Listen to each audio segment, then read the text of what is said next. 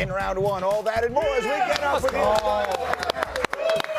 Everybody is in the house today. Look at the squad we've put together. We're ready to roll. Schefter is fired up, and we're going to lean on him early and often. We start with the NFL. We are 9 days away from the NFL draft. And so today, I've put together exactly 9 questions to get us started. And one of them is not a draft question, except it absolutely is. And it involves the Pittsburgh Steelers, who will be hosting the draft in next week, Schefter, and their aging quarterback, Aaron Rodgers. Where, if anywhere, do we stand with that? Well, Greeny, here's where we're at. When the season ended, the Pittsburgh Steelers felt like they would be getting an answer 30 days after the season. 30 days came and went. They felt like they would be getting an answer at the start of free agency. Free agency came and went. Now we hear the Steelers owner, president Art Rooney, saying we hope to have an answer by the start of the NFL draft, which is now 9 days away. We haven't heard anything from Aaron Rodgers. Obviously, everybody's anticipated, expected that he would be back in Pittsburgh, and I still think the chances are he will. But he hasn't committed yet. And if he hasn't committed by the draft, do the Pittsburgh Steelers talk about taking a quarterback as early as round 1 or somewhere in the draft to add to their roster in light of the fact that Rodgers hasn't committed and plan B, the pivot plan, Kirk Cousins, has now gone to Las Vegas. So what would the pivot be if Rodgers doesn't come back? Bingo. So that's what you're saying. You're saying, Greeny, why in the world would you start with Aaron Rodgers? That feels like an old story. It's because it's a brand new story. Mike Tannenbaum, if you're the GM in Pittsburgh, what are you doing? I'm drafting Ty Simpson at 21, regardless of Aaron Rodgers' decision. He's going to be 43 years old in December. He's a great all-time quarterback, but at this point, he's a bridge quarterback. We have a first-year head coach now in Mike McCarthy. Go get your own quarterback, develop him, and that should be the foundation for the next 10 years. This is not Kenny Pickett, J-Mac, who they drafted 20 overall. This is a much more talented player whose biggest knock may be the 15 games he started, but it has a lot of upside. And I love that comparison you're saying, because Ty Simpson is that point guard that you're looking at the quarterback position. Decipher what the defense is doing and get the ball out quick. The other side of it, as we talk about the Rodgers of it all, whether Rodgers is going to be there, you talk about drafting Ty Simpson.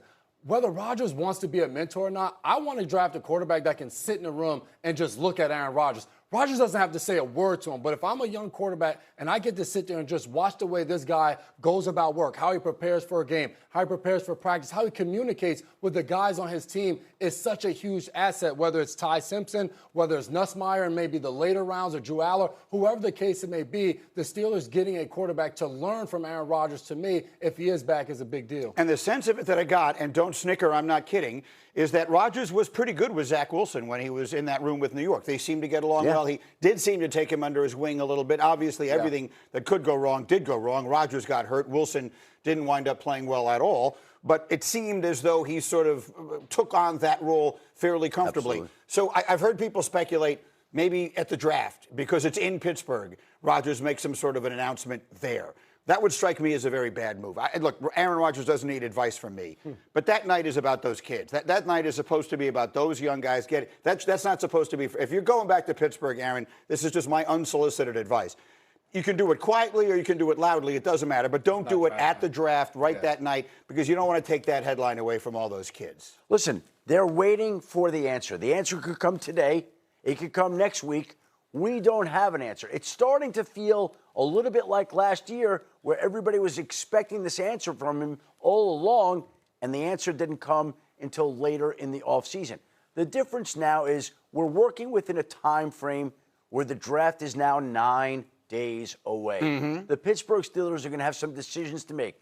They want Rodgers back. I think they've been planning to have him back. Rodgers and Mike McCarthy have been talking. It shouldn't be that hard to formalize it, make the announcement, and have this team know what it has entering the draft in its city when the Steelers have more picks than anybody in the draft. Greedy, I've been in that situation where you're trying to recruit, cajole, beg, whatever the verb is to get the player to come.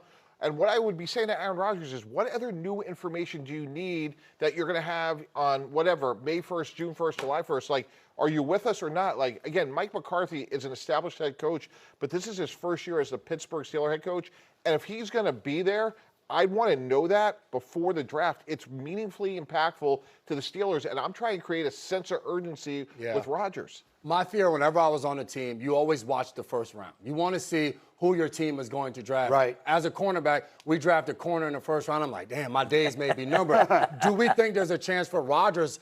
You mentioned Ty Simpson. If they draft him in the first round, could that potentially change anything for Aaron Rodgers? If for him, it just doesn't matter who we're going to draft. I'm making my decision personal of that. I had that thought, too, that maybe he just doesn't want to be in that situation. You seem skeptical that that weighs into his thinking. But it's very dangerous to try and put yourself inside Aaron's head.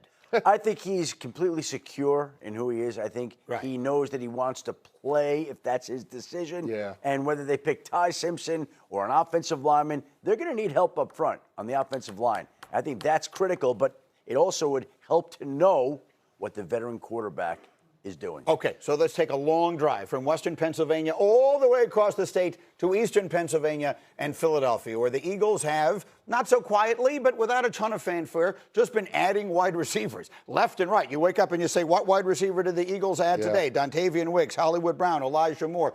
What does all of this tell us about the eventuality of A.J. Brown? Well, Greeny, every time they add another wide receiver, and you laid out the three of them, it just reinforces the notion that they are open to the idea that they'll be moving on from A.J. Brown.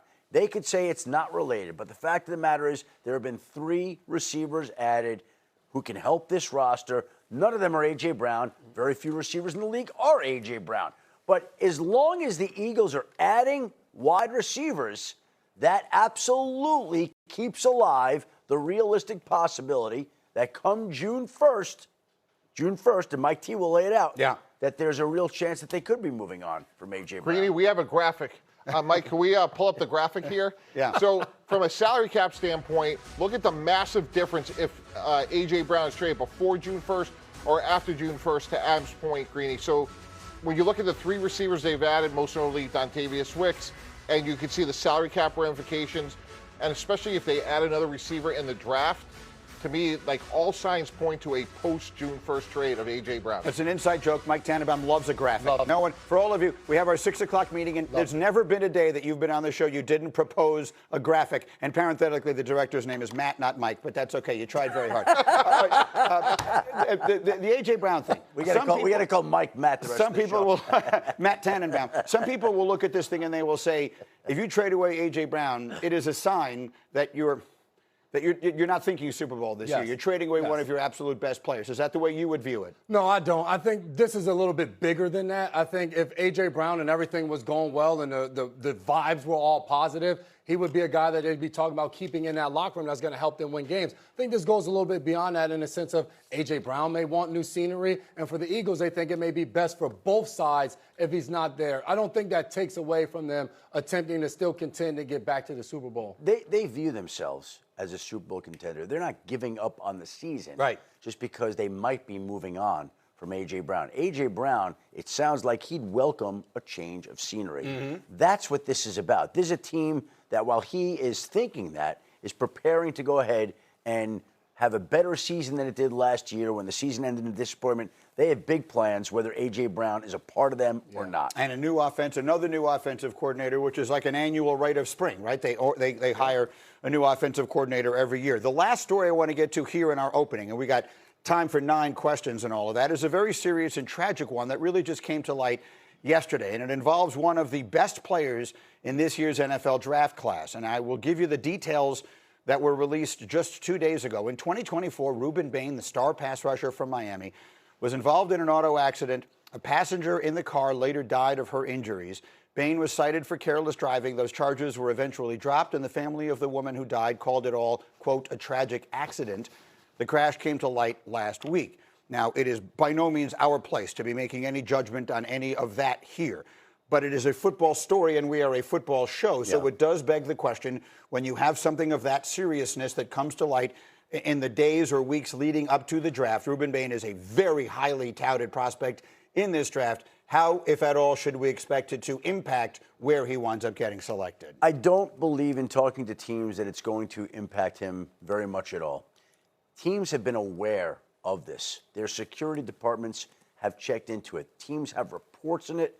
None of this caught them by surprise. Everybody across the league knew about it. It's an incident from 2024. Now, the discussion that teams will have is if and when we use a high pick on Rueben Bain, and he's going to be a high pick, What will the reaction in the community be? What will the questions at the press conference be like? How do we handle that sort of situation?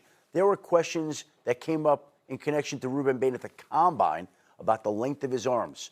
Those may impact his football standing with teams more so than this, because teams were aware of this all along, and now the question will be how each team handles it. And Mike, too, you've been in that position of having to be the one making that decision and weighing and balancing all that sort of thing. So just take us into the mindset of that. I remember your team drafted Laramie Tunsil after a vastly different sort of off-the-field circumstance. And in Laramie's situation, that was a victimless situation. Obviously, he was a good person, made a mistake. We fell back on our process. We had a lot of great information about him. Turned out to be a really good decision. He's had a great career. This is, different, as Adam alluded to. There's a victim here, and it's a real tragedy. And then from an organization standpoint, a couple things, Green. You want to know, is that aberrational? Was that a one-time? Is this a good person who had a one-time incident, or is this a pattern of behavior? And then the other aspect of this is you look at your owner and head coach and say, are we comfortable having this player go out and be representative of us? And that's a long, difficult conversation to have.